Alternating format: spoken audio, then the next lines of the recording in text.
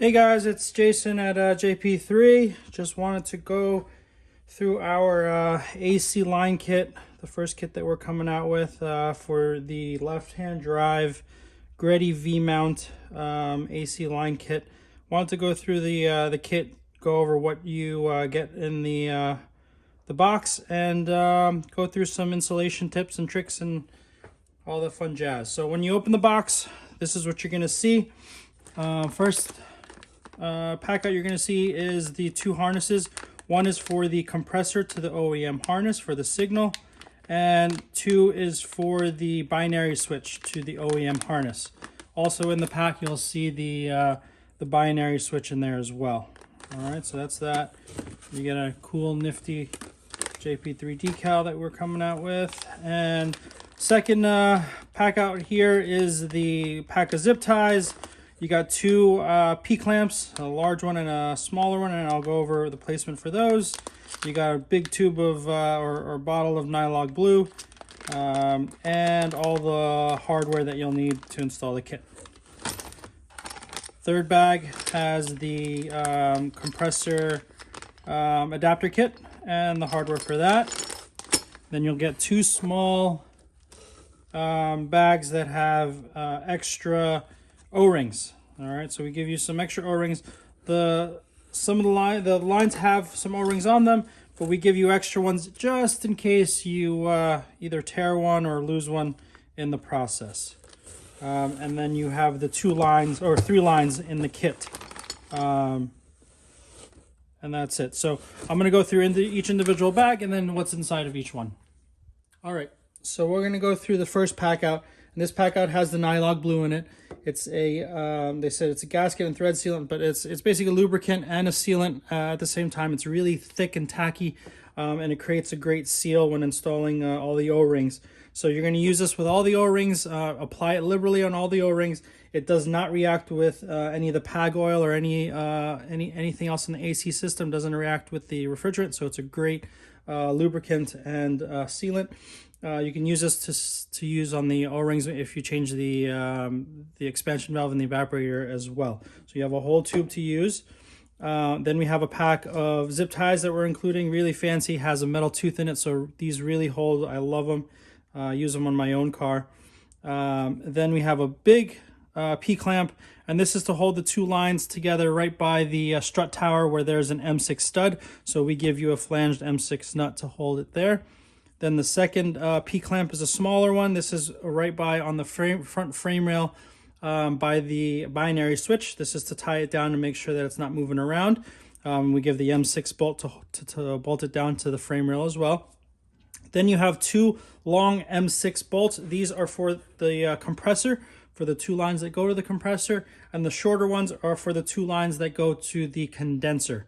So don't mix those up. And you know, if you try to use it, the long ones, anywhere else you'll see them bottom out. So it's pretty straightforward, but just for your information. And then you have a smaller M5 bolt. This is for the ground that goes for the harness to the top of the compressor. There should be one, if you buy a brand new compressor, you should have a harness that's on there for the RX8 plug, and it has a ground bolt, but we include one just in case you're using a used compressor or you're using a compressor that didn't come with one. All right, so that's the first pack out. All right, second pack out has the two harnesses and the binary switch inside. So this small harness goes by the compressor. So this is the ground. This is where that little M5 bolt bolts to the top of the compressor to ground it. And this is the signal switch.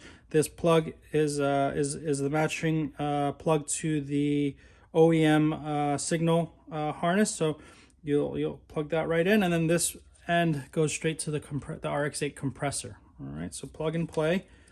And the second harness is the harness that goes to the binary switch to the OEM connector as well, for the OEM binary switch. So you'll see the switches here. It has two male spades here. All right, and so what I like to do is when I install this harness, I like to push all the two female spades out so you can see them, and then connect the connectors to make sure that they're on good, and then you slide it back in. And that's how you know that it's on correctly. All right. The other thing is when you install the binary switch onto the AC line, you'll see that there is an O-ring on the inside here, and there's also an O-ring on the AC line. Another thing to note is that there is a Schrader valve inside of the fitting. Leave the Schrader valve in just in case you ever need to change the binary switch. That Schrader valve will shut off once you remove this switch. That way it doesn't evacuate the system and you don't have to recharge again. So just leave that Schrader valve in, and when you're installing, always put some lube in there, the Nylog Blue. Throw some on here or throw some right on top of the where the Schrader valve is. That way you get a nice seal when you're installing it. All right, so that's the second pack out. All right, so third pack out has the RX-8 compressor adapters. So there's two CNC aluminum pieces here, and then you have 3 Allen head bolts, and so you're going to use them to mount the adapters to 3 holes.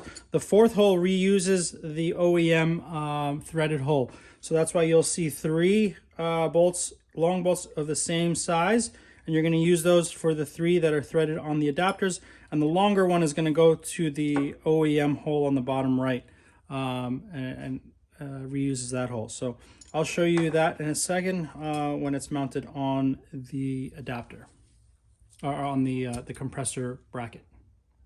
All right, so these are the adapter brackets mounted on the OEM compressor bracket, and you'll see the top 2 use the Allen head bolts, and then the bottom left uses the Allen head bolt. The one on the right gets reused, and that's where you use the longer M8 bolt. Okay. One thing to note is that there is a little bit of play on all these holes, and so if you install these brackets and then you bring the compressor in and you find that one of the 1 or 2 of the bolts are not threading or aligning, you just may have to loosen it and adjust, and make sure that this last one is aligned as well. All right, so sometimes it's a tight spot and you might not see it, so you just might have to loosen it if it's not fitting correctly, or you don't find one of the bolts threading. You just gotta adjust and loosen up and move it around, and it will thread in. All right, so that's how that mounts. All right, lastly are the lines. So you got 3 lines in the kit. First line, the shortest line, is the number 8 line. This runs from the condenser to the compressor. All right, and you have caps here. We included caps to make sure things don't get in there during shipment and storage. So you'll see that these lines will need the O-rings, and that's what we supply in the bags. And you'll see that we marked them condenser / compressor O-rings. Okay, so you'll see them there, and you use the corresponding O-rings that fit. All right, so that's the first one. Second one, the biggest line, is the number 10 line, and this runs from the evaporator all the way. This is the low pressure line that runs from the evaporator all the way to the compressor. So you'll see this end this goes to the evaporator, and you'll see that there's an O-ring that's already on here. And these are correspond to either Mana or Denso. So when you order it, we'll provide the one that has the fitting that either fits for Mana or Denso. And then you have the low pressure port here with the Schrader valve inside. Okay, so that's the cap there. And the third line is the number 6 line, which is the smallest line. This runs from the evaporator to the condenser. So off of the condenser, you mount it there. Right off of that, this black cap is where the binary switch goes, and this is where the Schrader valve is.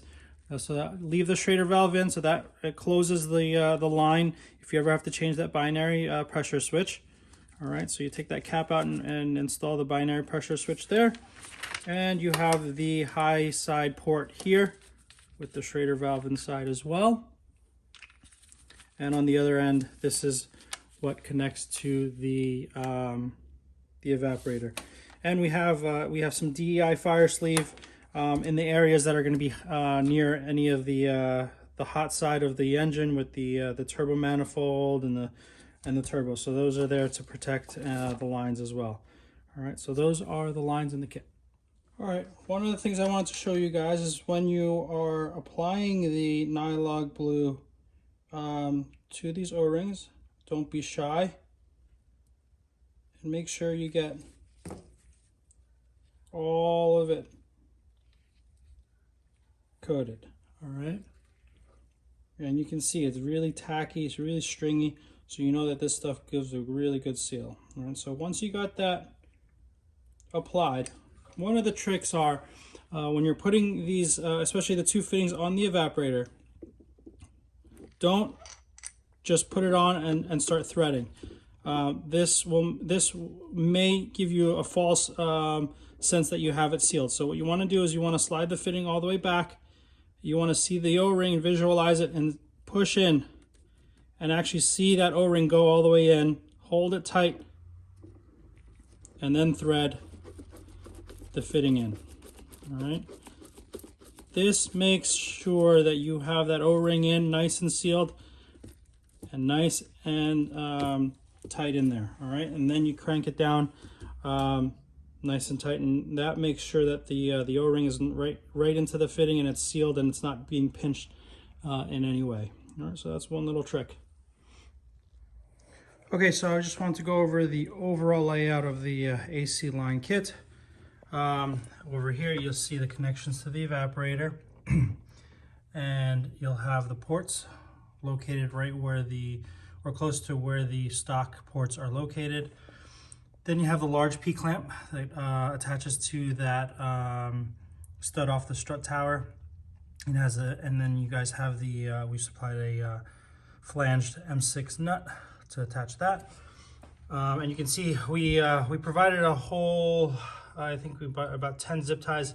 So the zip ties you can use along the way to keep the lines organized and tight to each other. And you'll see the high pressure line. We included enough length that you can route it different ways. You can tuck it if you have your fan relays down here or up there. You can tuck it down by the fender well, or you can tuck it by the frame rail, and you can come down here. And we provided another small P-clamp with another M6 bolt to bolt it to the frame rail. Then you have your binary switch, and then you'll have that harness that connects to it over there, and then you have the connection to the condenser. If you follow the low side line number 10, you can route it underneath the crossbar. Again, more zip ties that you can zip tie to the crossbar, and then all the way across to the compressor. And then you can see I have a couple more zip ties attaching the line from the compressor to the condenser, to my battery tray, and to some of the wiring over there to keep it away from the belt. So that's the overall layout. And just to see where the binary switch harness goes, you can tuck it. I tucked it underneath this front cross member all the way across, and then you'll see the connector for the binary switch, for the OEM binary switch, is right there. All right, that's it for the overall layout.